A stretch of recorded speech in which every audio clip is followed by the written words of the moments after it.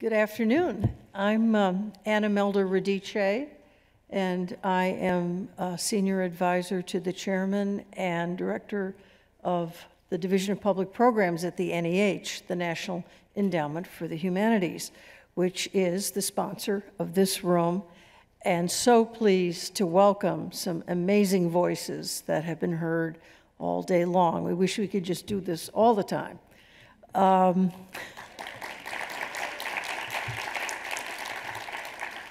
I was going to proudly say, thinking that I would be in a special position, this is my 16th book festival. However, the woman who is our stage manager and directs this room has had, this is her 18th, so I am humbled.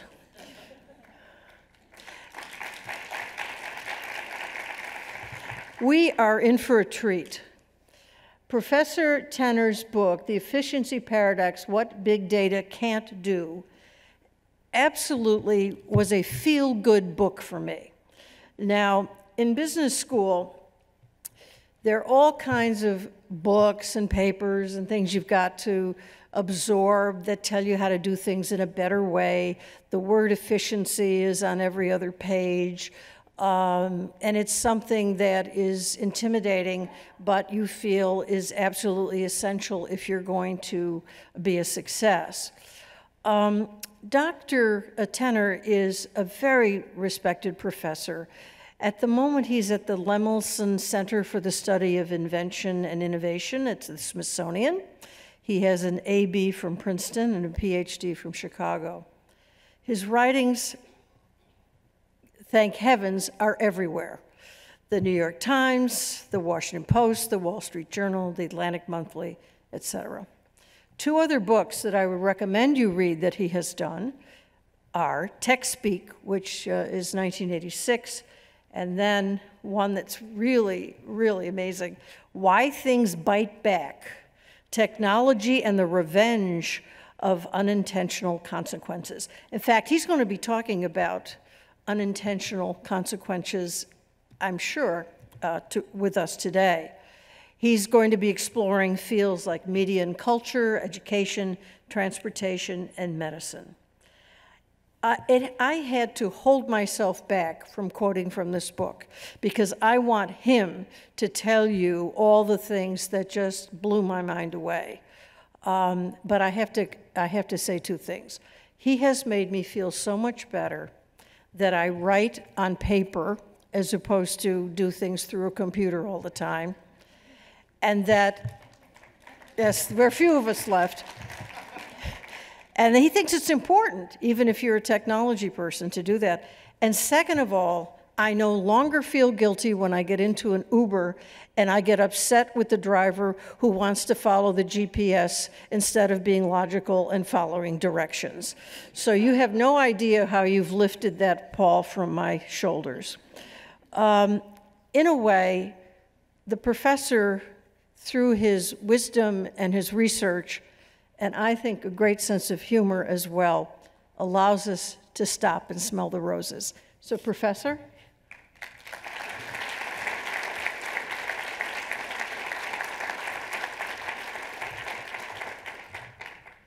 Thank you for that wonderful introduction, and thanks to the Library of Congress and especially to the National Endowment for the Humanities in making this possible. It's really quite an honor to be here. I should start with a confession. I am not a professor, but I play one on YouTube. And I've been an independent writer for over 25 years now, and I've really loved it ever since the employment crisis of the 1970s happened after I received my PhD, and I went from the fast track to the scenic route, and I haven't looked back. So I'd like to introduce you to some of the ideas in my book and to show you why I have a half enthusiasm and half equivocation about big data. Are there any Chicagoans here? Would they, could you show the slide, please?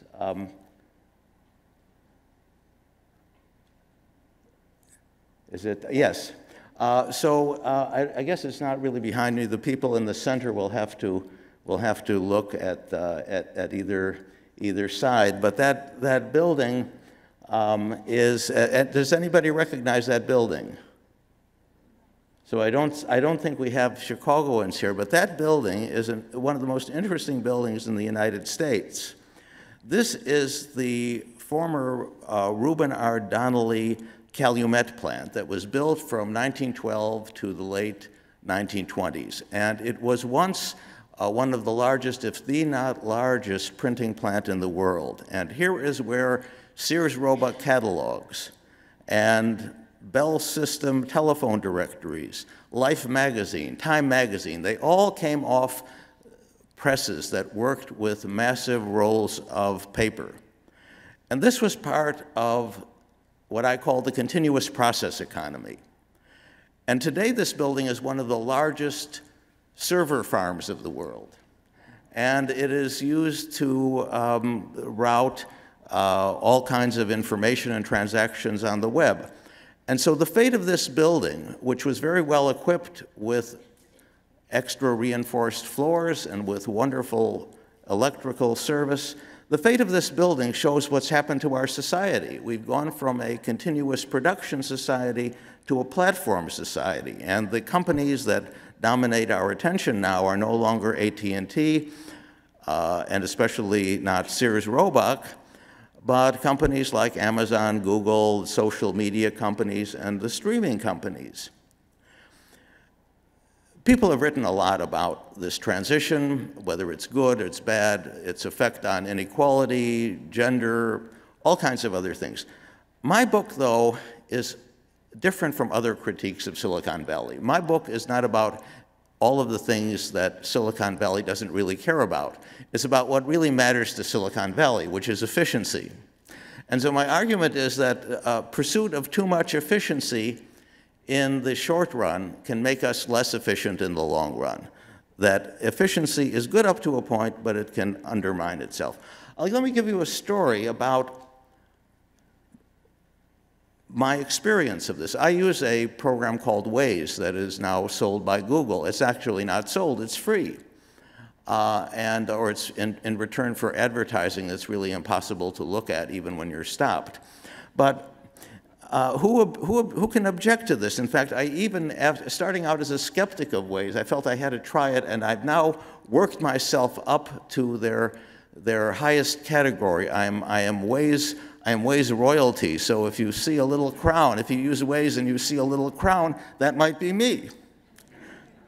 But I discovered something using Waze to visit, at long last, the Thomas Edison Historic Site in northern New Jersey, which is really almost impossible to navigate without using a GPS. And it was really great getting up there. But on my way back, after admiring all of the wonderful laboratories that Edison established and that are now so beautifully preserved, Waze told me to go north when I should be going south. And fortunately, as the author of a book praising the value of intuition against total reliance on big data, I was kind of primed for this. And I disregarded the instructions, and I headed south, and I arrived safely at home. So this was a lesson to me in the value of being a technology writer and being able to follow my own advice. So my book is really not another one of the attacks on Silicon Valley, but it's really an attempt to go beyond utopianism and dystopianism. It's an attempt to be a realist. And I'd like to give you a half dozen problems of the platform society that this book calls attention to. The first is asymmetric knowledge. Now that just means that the platform companies know an awful lot more about us than we know about them. They have so much information from our data, they know so much more about our behavior that it is actually difficult to criticize them, even for a lot of academics who get very selective access to their data. this makes it hard to legislate. It makes it hard to regulate, and congressional investigations might mean we'll know more. But the thing to keep in mind is that we don't really know very much about the way they work, and we, for example, still don't know very much about what, if any, influence they really had on the election of 2016. The second problem is the importance of tacit knowledge. This is one of the most underrated factors in intelligence, and yet it's ubiquitous. We saw that when Watson was first demonstrated in playing Jeopardy, and Watson got a lot of difficult questions right, more than human champions, but it also got a very simple one wrong, because it was really didn't have a robust understanding of the world. It had multiple processes working on different answers, and then it would poll each other and kind of reach a majority vote. But that isn't how our minds work. And I'll give you an example from everyday life. Take everyday proverbs. Take a stitch in time saves 9, or my favorite as a kid was a rolling stone gathers no moss. Now, what I wondered about is, what does that really mean?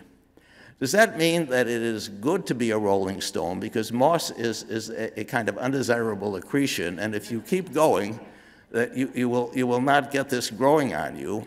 Or is moss something good? Is moss a stand-in for money? Does that mean if you kind of stay where you are, the money will kind of grow on itself? So I still haven't figured that out. But my point is that if you give a child an unfamiliar proverb from anywhere in the world, the chances are that child, with no previous exposure to it, will have an understanding of what this metaphor was about. We are metaphorical beings. Our art, our literature is based on that. I remember hearing once a great philosopher asking a great literary critic who was expounding a particularly difficult poem. He said, "Tell me, Ben, who is this fellow who can't express himself clearly?" And so that ambiguity is so much of a part of the texture of life that we take it for granted, and yet that's one of the things that artificial intelligence has so much trouble dealing with. Then there are false positives. I was at the Smithsonian Gallery of American Art, Smithsonian Museum of American Art this afternoon, and I saw a wonderful exhibition, which I urge you all to see, of Trevor Paglen, who is an artist who is exploring all of the mysteries of the military-industrial surveillance complex. It was really a fantastic exhibition. And one of the features of it was a film of a string quartet as interpreted by software that recognizes supposedly the genders and age and other particulars of the players. And as I was watching it, I was waiting for this really very disturbing knowledge, this ability of the software to identify people. And I was actually somewhat relieved when I saw that the software said of a female violinist, this was a woman holding a baseball bat. So there might be some risk in this. After all, a violinist might be arrested as a potential terrorist or something. There could be a serious problem. But the serious point of it, though, is that while efficiency can work 99% of the time, especially in medical cases, if it malfunctions just 1% of the time, the problems of dealing with that, the human and material cost of dealing with false positives, can very easily offset all of the gains from the 99% efficiency. So when you hear about high rates of efficiency, you also have to ask, well, what is the cost of the false positives? What is the cost of the results that have to be cleared or investigated at great expense? There's also what social psychologists call competitor neglect, which is a big factor in business. So very often people using their big data will have a strategy, but what they may not realize is the other side has big data too. So we have a situation now where more and more organizations are competing with each other, and each of them believes that it has the answer through its own use of data. And yet, when you look at that competitive world, sometimes when those two users of big data are interacting, the result can be something that is actually foreseen by neither of them. And this has been happening in baseball. There was a column by Jared Diamond recently in the Wall Street Journal about how the rule changes in baseball have been producing differences in the game, and I can't go into that in detail, that have resulted in lower attendance and thus lower revenue, lower interest by younger fans. And this is all as a result of the Moneyball idea that any team can use these tools and somehow become a champion. Well, there's always an advantage of the first adopter, but once everybody has it, it turns out to be different. The fifth of the issues that I talk about in the efficiency paradox is Campbell's law. Campbell's law is the Heisenberg uncertainty principle of social science. Campbell's law is the idea that once you start to measure something and give people incentives to change their behavior to optimize what is being measured, that behavior may change in unwelcome ways. You may get results that are good for the people being measured, but not necessarily delivering what they're supposed to be measuring. We've seen that a lot in business. In the 1980s, critics would say of corporate executives that they were bureaucrats. They were being paid not for performance, so we need to measure the profits that they're generating and pay them accordingly. But of course, these executives, once they had these compensation schemes, found ways to maximize their profits in the short term with accounting techniques that put off the results for their successors, and we've been living with the results of that.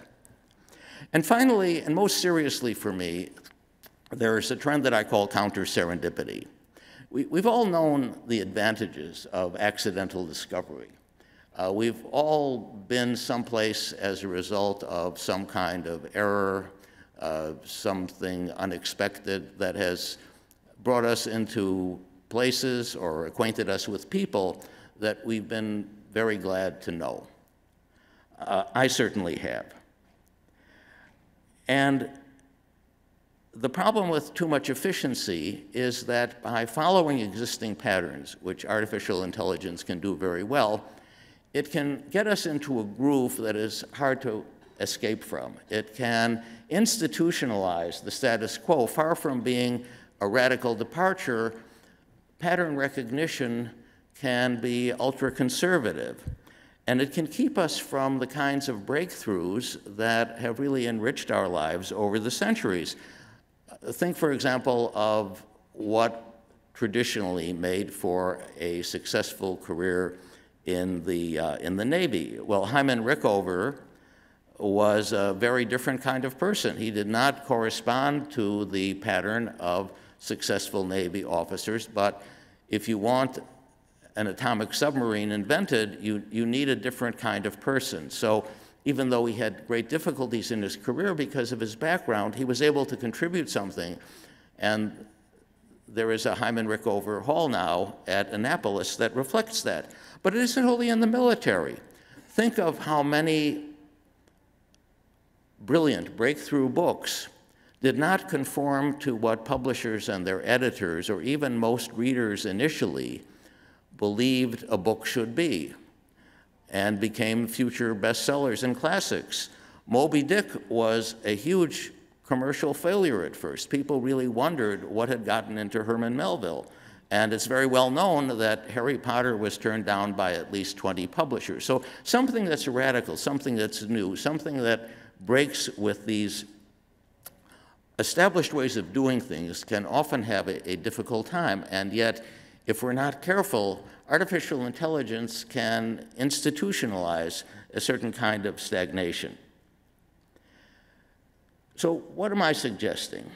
I think that we should actually learn from Silicon Valley. And when I wrote the book, one of my most interesting surprises was how many Silicon Valley people really had a secret analog side to them. For example, many parents send their children to schools on the principles of a European movement called anthroposophy, in which the emphasis is on arts and spirituality, and technology is taught very late, if at all.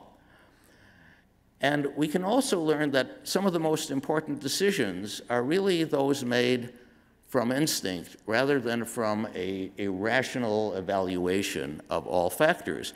And Jeff Bezos himself made this point. People asked him about how he established Amazon, and he said that he went over it and he saw that the odds were against him. It looked like a losing bet. But he saw that in the long run, he would regret it if he lived to be 90, and wondered what it would have been like if he had taken the plunge to the web. And his boss at the hedge fund where he was working tried to talk him out of it. He did not seem to be interested in it. There is no evidence that he ever invested in it. He was the more rational one. He was the numbers person, and yet he lost out on what was clearly the greatest chance of his career, if this was so. So,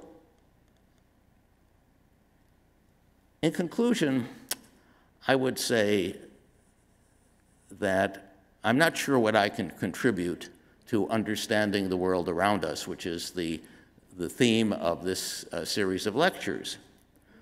But I really was impressed with the idea of one of my contemporaries at Harvard, who is now a professor of law at Yale, Robert Gordon. And he defined an intellectual in a way that I would make my own credo. He said an intellectual is somebody who believes that, 1, the world is run by fools, and 2, I could do no better. Thank you very much.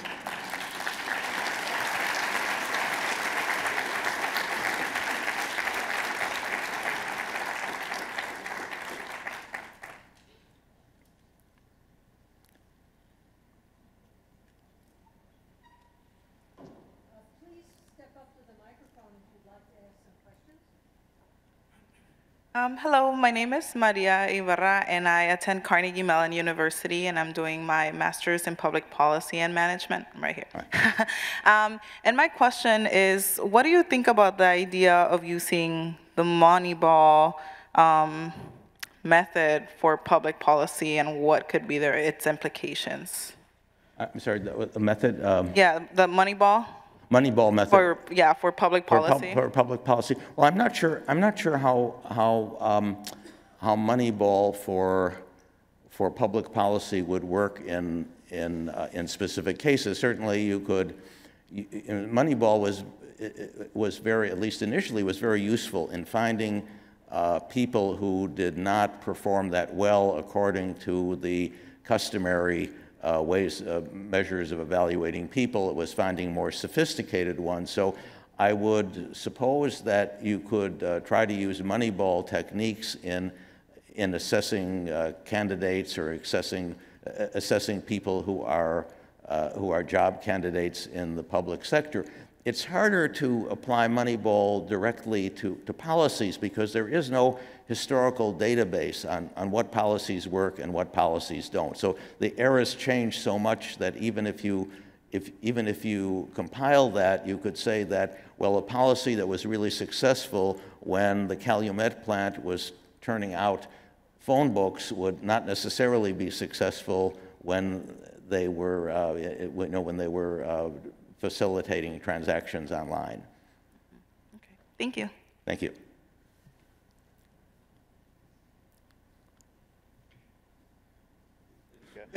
You were in line before I was. All right. Thank you so much for taking your time to be here. My name is Noah, and I'm a rising senior at American University here in DC. And one of my biggest insights from your lecture today was about the fact that a false positive could just destroy the efficiency of an entire system. And I think, ironically, based on all the readings that I've read, there isn't really an institutionalized way of creating efficient or creating like a resistance to false positives. So do you think how could we solve that? Oh, there is a psychologist named Gert Gigerenzer, Gigerenzer,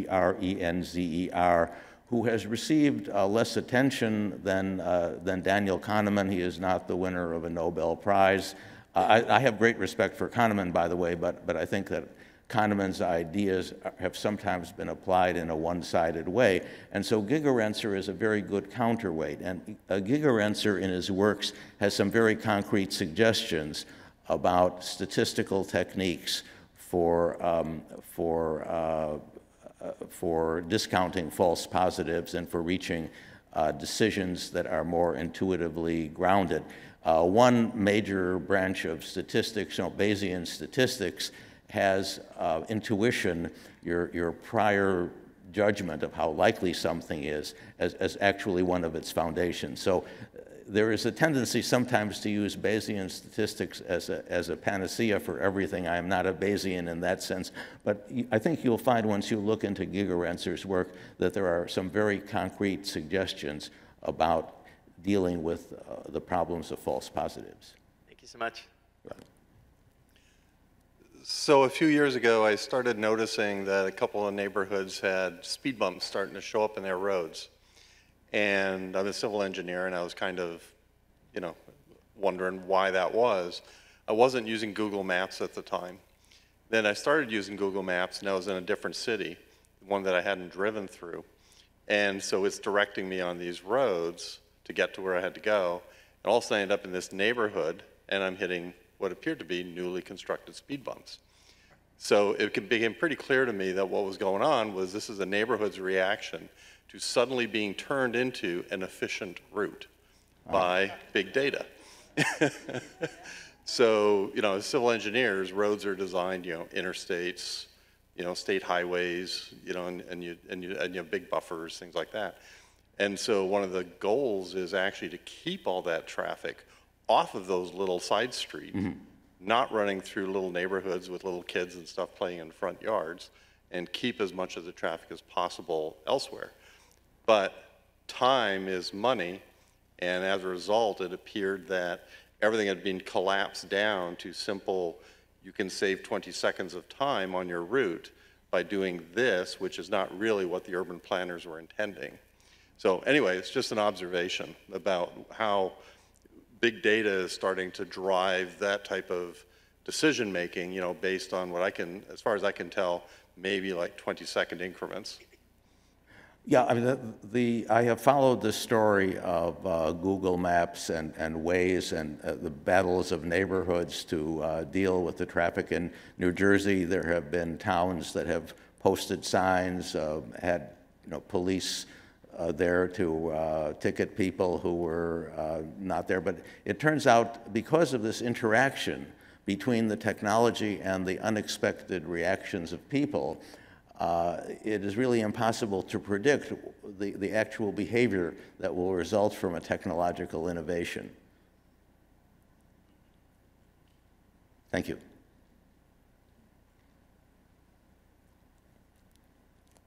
I guess I would just like to get your insight and what your opinion would be. If you look at the production of food using agricultural methods, so to speak, going from using pesticides to now going organic, I guess the equivalence to that would be being aware of how the systems change and trying to be mindful of that. Because I see that a lot in metro stations where I'm a software developer, so I'm on the computer all day. I'm one of those people, by the way. But last thing I want to do is, when I get out of work, is look at a screen. And I'll be at metro station, and the only thing you see is this. I mean, it's literally like mind-driven zombies, no offense to anybody. But do you think there'll be some, I guess that's the only question I have. Do you think there'll be some sort of awareness movement when the time comes due to understand that there are implications to this kind of behavior? You mean for the overuse of screens? Yes. Well, technology, so to speak, big data usage. Yeah. Well, I think one surprise has been that people in general are not as ready to give up analog experience as the Silicon Valley and many journalists have said. For example, at one point, Jeff Bezos was talking about Kindle replacing printed books entirely, and in fact, there's been a mild resurgence of printed books. Now, the publishing industry has other problems, but there hasn't been a mass exodus. And one reason for that, as I document in The Efficiency Paradox, is it turns out that young people, far from being great enthusiasts for electronic textbooks, very strongly prefer the print textbooks. And the textbook publishers would much rather have electronic only because it could be much more profitable. The book could go dead after the subscription period and so forth. There are many, many more things you can do to increase your gross margin with an electronic copy. But the point is that even among people who are so-called digital natives, there is an instinctive realization that for a lot of things, analog is better. The sales of pencils, for example, have continued to rise decades after decades and decades of computing, because there are many, many things for which it is simply better to use a pencil and paper than to try to convert things to electronic form. On the other hand, there are so many advantages to electronic writing. I was a very early convert. So to me, we don't have to choose. That's one of the big points of my book. We don't have to choose between analog or digital. And my emphasis is really on looking objectively on what each technology is good for and using it for what it's good for rather than trying to make everything an ideological discussion. I mean, that's an obvious point. And what I said in my preface and what reviewers have pointed out that I've said is that this is all obvious once you read it. So L. Ron Hubbard said the only way for a writer to get rich is to start a religion. So sometimes I've been tempted, to start a new faith called obviology, and to take the advantage of all the religious liberty that people have been talking about. So stay tuned. I may return in a new incarnation. No, but thank you. Thank you. Very insightful. Hi, thank you for an interesting talk. I'm a software engineer by profession, and my question is a reaction to what you said, that you don't wish your talk to be a critique of Silicon Valley. I was reminded of what one of the founders of the AI lab in MIT, Joseph Weizenbaum, wrote 30 years ago, a book called Computer Power and Human Reason. And he wrote, and his disillusionment with computers arose out of the fact that he wrote a toy AI program called ELIZA, which would do some natural language interaction with people and would do a very rudimentary analysis of medical problems. And that simple toy program seduced thousands of his customers into believing that he was a real doctor, and he had to attend to their questions every day about all questions, medical questions, thinking that that toy program would give the solution. So my question to you is, in a very general sense, I mean, he believed that computers have not really fundamentally changed society for the better. And you see a reaction these days to all these gadgetry that is being pushed by Silicon Valley, smartphones, 24/7, total, involvement with electronic devices. So my general question to you is, are we all, I mean, in the overall scheme of things, is Silicon Valley really doing a good job? Has there been progress? Is that what you're asking? Well, I think, I would like to put it another way. I would like to say, rather than asking, well, what is the balance so far? The way I would like to put it is what is the prospect for the future? What will be the best way to use technology? Because I don't think that anything is inevitable about how technology applies. I believe that you and I and all of us in this room really are the people, along with millions or billions of other people, who determine what technology does, what it means. Our decisions can make it absolutely terrible. Our decisions also can use it to do a lot of good, to do real good in education instead of being a fad in education, to make real improvements in health, although I document how the misapplication of it has resulted in actually more paperwork for doctors. So I'm trying not to say that there's anything inherent in the technology that makes it one way or the other. And the great quotation was from Mel Kranzberg, one of the founders of the history of technology. And he said that technology is not good or bad, nor is it neutral. So it's really what we make of it. Thank you. Small question, please. I mean, it's more like a request as an ordinary person. You know, as far as I know, I am nobody, and you know, so I'm sure there are lots and lots of us around the world as that category. You know, which we belong to that category, rather than, let's say, I'm your daughter because you're so tech savvy and you know what is going on and what's so analog and what's so digital, that sort of stuff. So from my understanding, I know there's not much to speak about time in terms of you know, explaining my psyche or what's going on behind my head or my motivation. But I feel that I'm an immigrant, also Tibetan from India, and we are political refugees in India, and Silicon Valley of India is Bangalore, they said. So I belong to that state. You know, I'm from a village 5 hours from the city, but that is some of the software, you know, brain producers down there. So therefore, I feel, compared to other immigrants, I feel I'm more fortunate kind of background. Possibly, you know, even if I don't know, I might have a lot of help all around the world, sort of. But then there are so many others, and it's so heartbreaking. And I know I have thousands of questions in my head. So how should we perceive whether it's too late or it's too foolish to be struggling so hard? Why don't you get it? And this is how the world is organized, and this is how it has been going on since the 1960s or the Cold War or this blah, blah, blah, you know, probably more than 100 years, who knows? Or maybe within the last 10 years or, you know, as you say, Amazon and Jeff Bezos and all that, you know, taking over Washington Post. And so how should we think and function to be safe, and also, you know, if there's still not too late, and if I believe the way I believe, that looks like we are still kind of part of the normal so-called, you know, I'm a very religious person, so that there's still humanity left, that, you know, if we walk the right walk and talk the right talk, we should be pretty safe, or else this is what is the reality, and you should not fight, but rather respect, and also seek help, and not challenging and all that. If you do that, you see that, that's how it can be done, and it's 1 second or it's 2 seconds, and the whole DC could be wiped out, or the whole America could be wiped out, or the whole world could be gone. So therefore you better behave, do not disrespect, do not be racially biased, this, that, you know, just know their power or capability. How are we supposed to, you know, please, if you haven't thought about it, which I find it so funny, because as educated and as so forward thinkers as you guys, looks like, you know, not much focus on the ordinary stuff. Rather, you're too immersed in the very, very specific thing, you know, which is so great. But don't you feel like, you know, you are neglecting us?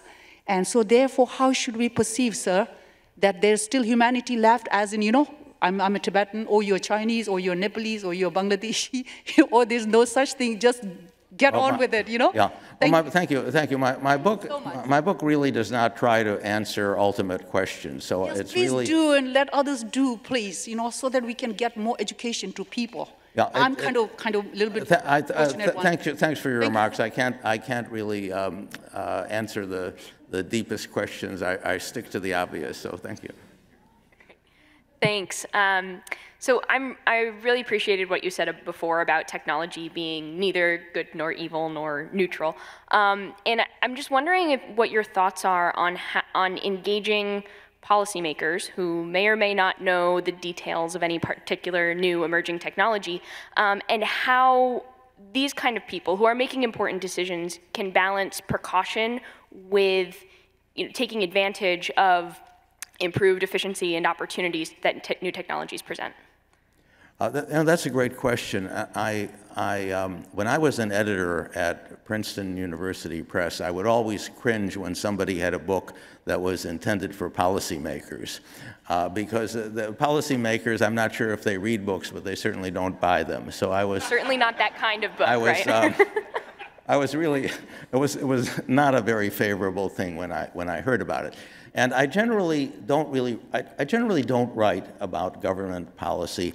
And one reason for that is that so often policy has had unintended consequences. For example, in Alan Brandt's book, The Cigarette Century, which is a wonderful account of the unintended consequences of an automated cigarette rolling machine that was patented about 1880 for the rise of world deaths in smoking. This was probably the most lethal invention of all time, greater probably than nuclear weapons.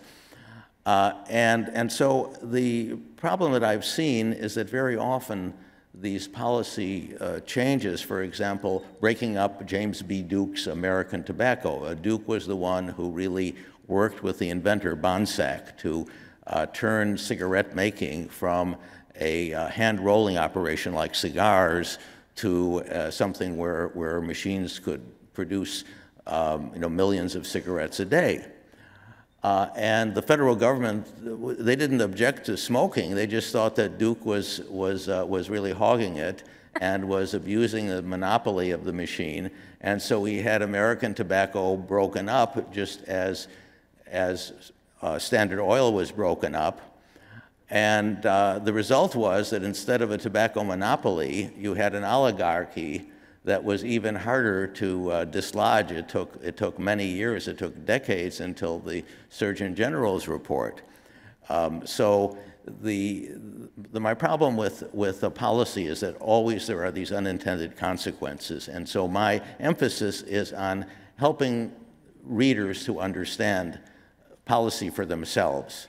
And possibly if there's enough influence, if there are enough people, then I might be able to do a little bit to help move the culture. Thank you very much.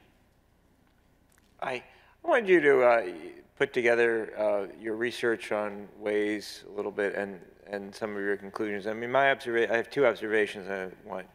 One is that when I don't use Waze, it's hurt my life. I'm a cyclist who goes to beach towns, and Waze is now routing car traffic through the less traveled roads that I used to enjoy.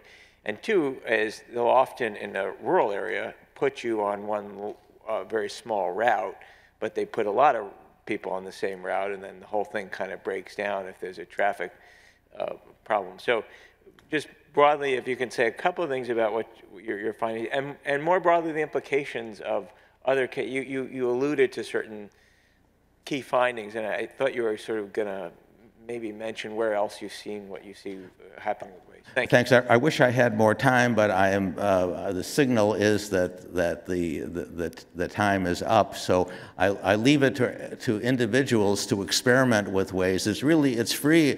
It's worth trying. Who knows? You may be like me and work your way up to royalty. And I'll be glad to talk one-on-one, but I think we have to the organize. I'm sorry. Go. Yeah. What's your view and also expectation for the AI? You know, AI developed very rapidly right now, and for the future. Somebody says that AI maybe could control the whole world. What's your view and expectation for AI, artificial intelligence? Well, as far as world control through artificial intelligence, I I have some views on that, but with the limits on time, I think I would have to talk about that privately. So I hope you'll understand that that we have a very, very, very persuasive analog timekeeper, and I need to follow her direction. So thank you very much.